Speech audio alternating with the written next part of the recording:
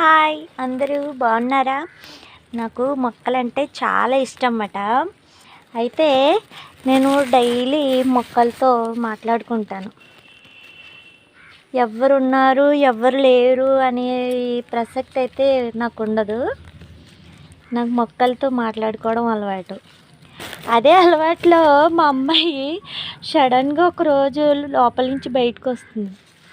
బయటకు వచ్చినప్పుడు ఎవరితో మాట్లాడుతున్నానా అని కంగారు పడిపోయింది. ఎవరితోనూ మాట్లాడదు, ఎవరితో మాట్లాడుతున్నానా అని కంగారు పడింది. బయటకు వచ్చేసరికి ఎవరు లేరు. ఎవరితో మాట్లాడుతున్నావు అమ్మా అని. ఎవరున్నారు? ఇక్కడ నా బోల్డ్ మంది ఫ్రెండ్స్ ఉన్నారు, వీళ్ళతో మాట్లాడుతున్నాను అని చెప్పాను. అలా చెప్పడంతో షాక్ అయిపోయింది మా అమ్మాయి. షాక్ అయ్యి, ఇదేంటమ్మా మొక్కలతో మాట్లాడుతున్నాను.